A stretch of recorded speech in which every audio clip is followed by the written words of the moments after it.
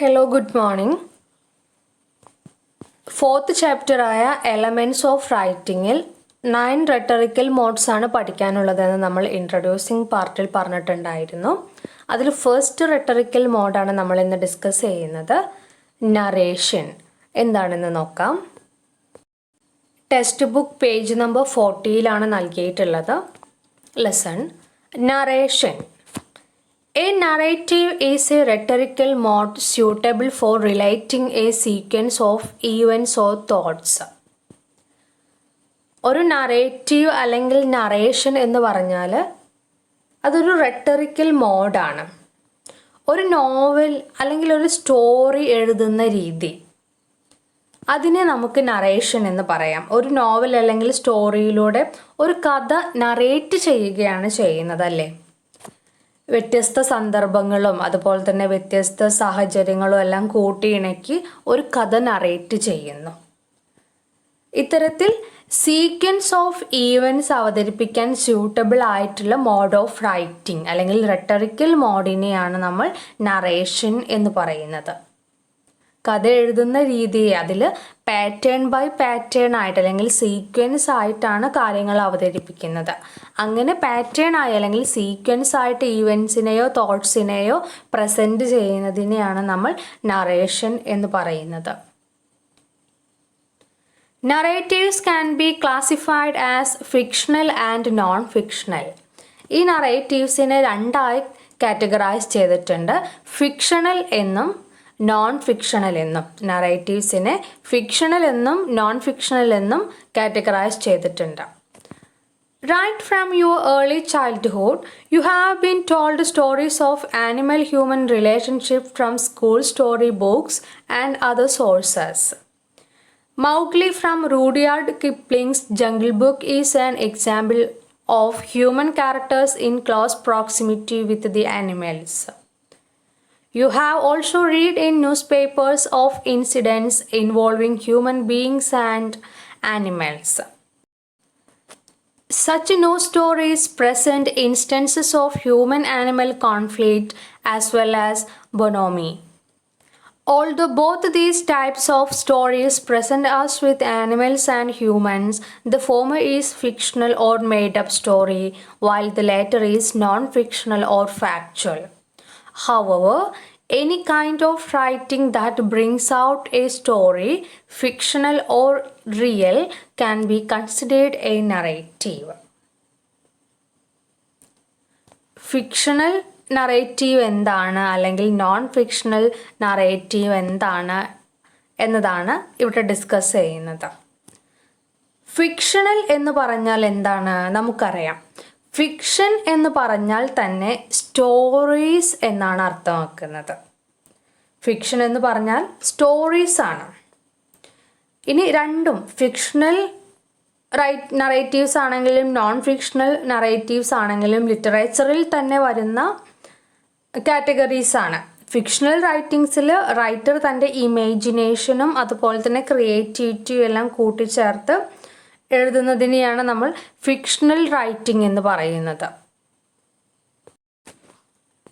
അതേസമയം non fictional എന്ന് പറഞ്ഞാലോ, നോൺ ഫിക്ഷണൽ നറേറ്റീവ്സിൽ റിയൽ ആയിട്ടുള്ള കാര്യങ്ങൾ, അതായത് റിയാലിറ്റിയാണ് പ്രസൻറ്റ് ചെയ്യുന്നത്. Non fictional writings based on facts.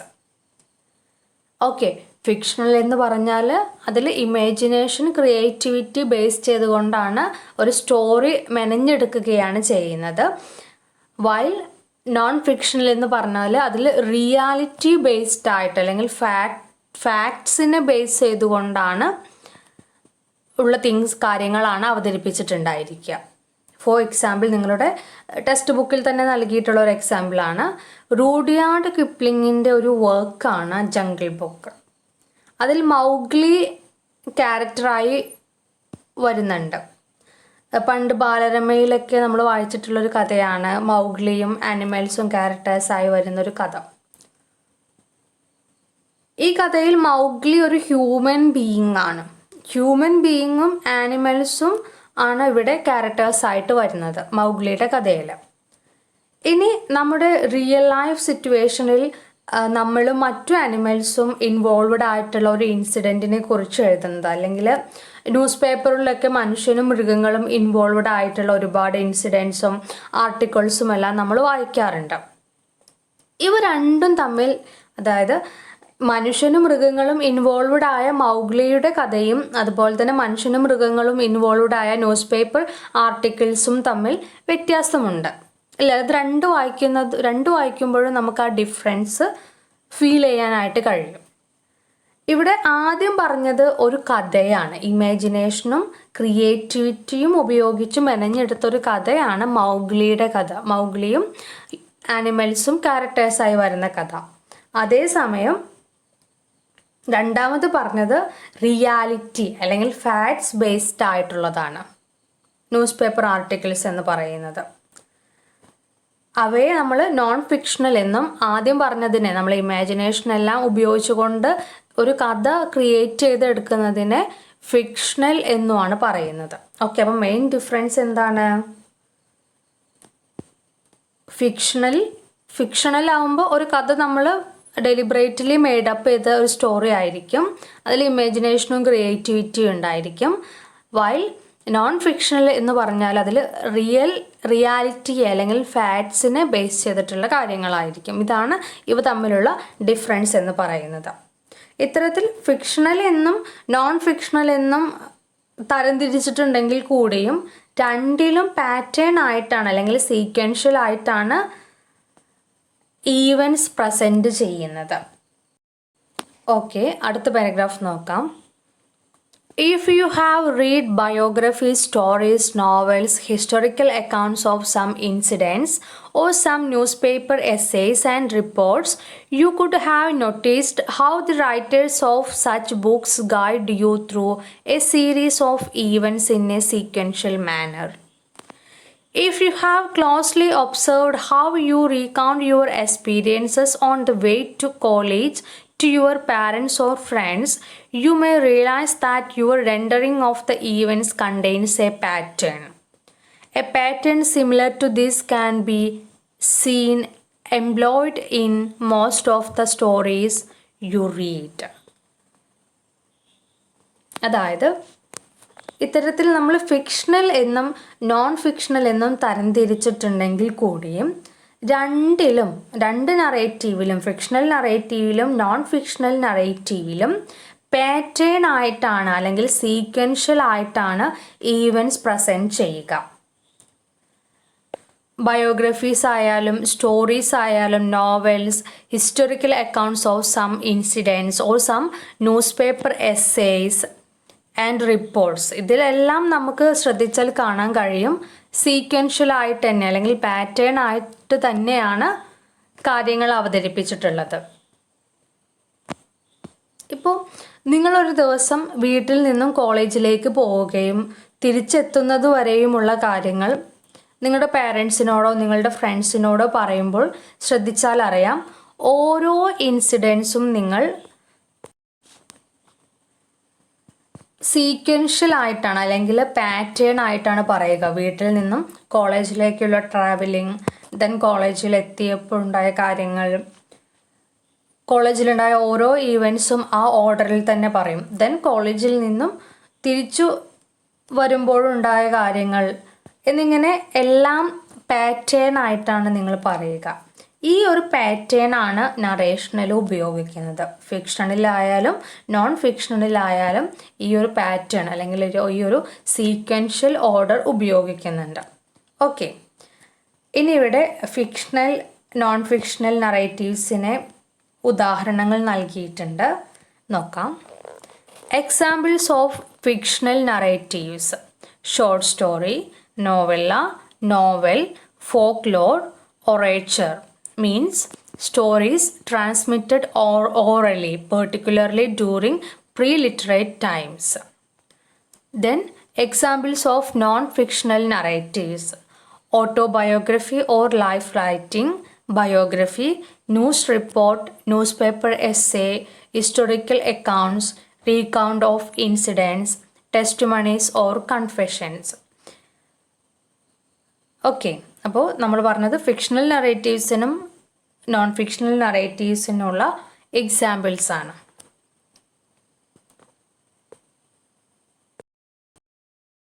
ഇനി നമുക്ക് നോക്കാനുള്ളത് some general characteristics of narration എന്ന റെട്ടറിക്കൽ മോഡിൻ്റെ ജനറൽ ക്യാരക്ടറിസ്റ്റിക്സ് എന്തൊക്കെയാണെന്നാണ്.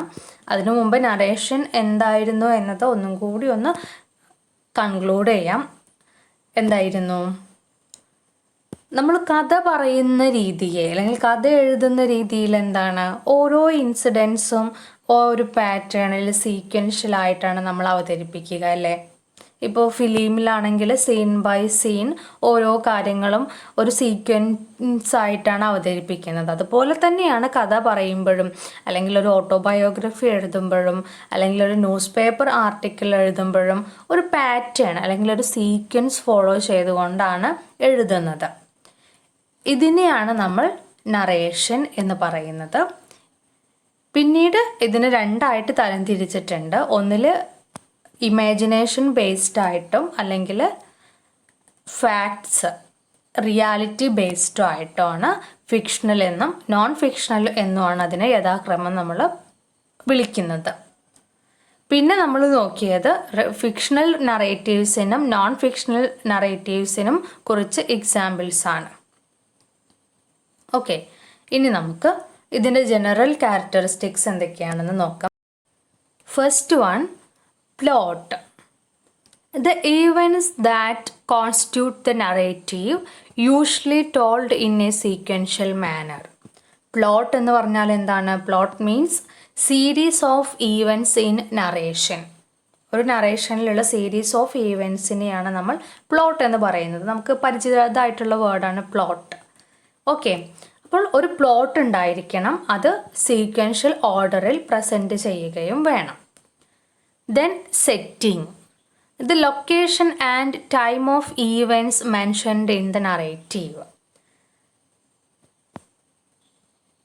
ഒരു നറേഷനിൽ അവതരിപ്പിച്ചിട്ടുള്ള ഈവൻറ്റ്സ്, അതിൻ്റെ ടൈം, അതുപോലെ തന്നെ ലൊക്കേഷൻ, പ്ലേസ് എന്നിവ മെൻഷൻ ചെയ്തിട്ടുണ്ടായിരിക്കണം.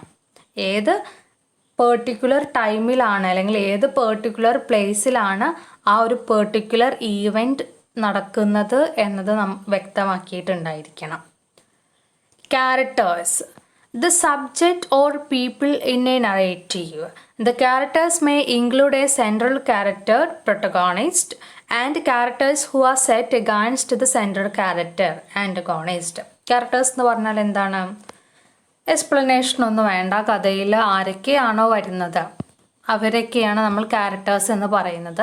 ഇതിൽ സെൻട്രൽ ക്യാരക്ടേഴ്സിനെ നമ്മൾ പ്രൊട്ടഗോണിസ്റ്റ് എന്ന് വിളിക്കുന്നു. സെൻട്രൽ ക്യാരക്ടേഴ്സിന് എതിരെയുള്ള ക്യാരക്ടേഴ്സിനെ ആൻറ്റഗോണിസ്റ്റ് എന്ന് വിളിക്കുന്നു. നമ്മൾ നായകൻ വില്ലൻ എന്ന് പറയാറില്ല, അതാണ്. Then next, conflict. A problem caused by the existence of opposing forces within or outside the character. നറേഷനിൽ അവതരിപ്പിക്കപ്പെടുന്ന പ്രോബ്ലം, ക്യാരക്ടേഴ്സുമായി ബന്ധപ്പെട്ട് കിടക്കുന്ന പ്രോബ്ലത്തെ ബേസ് ചെയ്തിട്ടാണ് ഒരു നറേഷൻ ഉണ്ടായിരിക്കുക. ആ പ്രോബ്ലത്തെയാണ് നമ്മൾ കോൺഫ്ലിക്റ്റ് എന്ന് പറയുന്നത്. ഒരു കഥയിൽ എന്തെങ്കിലും ഒരു പ്രോബ്ലം ഉണ്ടായിരിക്കും അല്ലേ, അതിനെയാണ് കോൺഫ്ലിക്റ്റ് എന്ന് പറയുന്നത്. ഇപ്പോൾ ഒരു ഫിലിമിലാണെങ്കിൽ എന്താണ്, ഒരു പ്രോബ്ലം ഉണ്ടായിരിക്കും. ആ പ്രോബ്ലം ആ പ്രൊട്ടഗോണിസ്റ്റോ അല്ലെങ്കിൽ അതിലെ ക്യാരക്ടേഴ്സോ സോൾവ് ചെയ്യുന്നതോട് കൂടിയിട്ടാണ് ആ ഫിലിമിൻ്റെ ക്ലൈമാക്സ് വരുന്നത്. അതുപോലെ തന്നെയാണ് നറേറ്റീവ്സിലും ഒരു പ്രോബ്ലം ഉണ്ടായിരിക്കും. Then resolution. Climax of a story may offers a resolution to the conflict. എന്താണ് റെസൊല്യൂഷൻ? മീൻസ് ക്ലൈമാക്സ് ആണ്. നറേഷനിൽ അവതരിപ്പിക്കപ്പെട്ട ആ ഒരു പ്രോബ്ലത്തിന് സൊല്യൂഷൻ ഉണ്ടായിരിക്കും, അതാണ് ആ ഒരു നറേഷൻ്റെ climax. Then point of view. The perspective adopted for rendering the story is called point of view. The primary thing is understanding the point of view is identifying the narrator and the mode of narration, first person, second person or third person. Point of view എന്ന് പറഞ്ഞാൽ കഥ ആരുടെ പേഴ്സ്പെക്റ്റീവിലാണോ അവതരിപ്പിക്കുന്നത്. അതിനെയാണ് point of view എന്ന് പറയുന്നത്. എഴുത്തുകാരൻ്റെ പേഴ്സ്പെക്റ്റീവിൽ എഴുതാം, അതിനെ നമ്മൾ first person point of view എന്ന് പറയും. ഇനി ആ കഥയിലുള്ള ഏതെങ്കിലും ക്യാരക്ടേഴ്സിൻ്റെ പോയിന്റ് ഓഫ് വ്യൂവിൽ എഴുതാം, അതിനെ നമ്മൾ second person point of view എന്ന് പറയും. കൂടാതെ പുറത്തു നിന്നും വീക്ഷിക്കുന്ന ഒരാളെ പോലെ കഥ എഴുതുകയും ചെയ്യാം. ഇതിനെ നമ്മൾ third person point of view എന്ന് പറയുന്നു. അപ്പോൾ ഒരു പോയിന്റ് ഓഫ് വ്യൂ ഉണ്ടായിരിക്കണം. First person, second person, third person point of വ്യൂകളാണ് ഉള്ളത്. ഇത്രയാണ് ജനറൽ ക്യാരക്ടറിസ്റ്റിക്സ് എന്ന് പറയുന്നത്. ഓക്കെ, ഇനി നമുക്കിതിൽ നോക്കാനുള്ളത് നറേറ്റീവ് എസ്സേ ആണ്. അത് നമുക്ക് അടുത്ത ക്ലാസ്സിൽ നോക്കാം.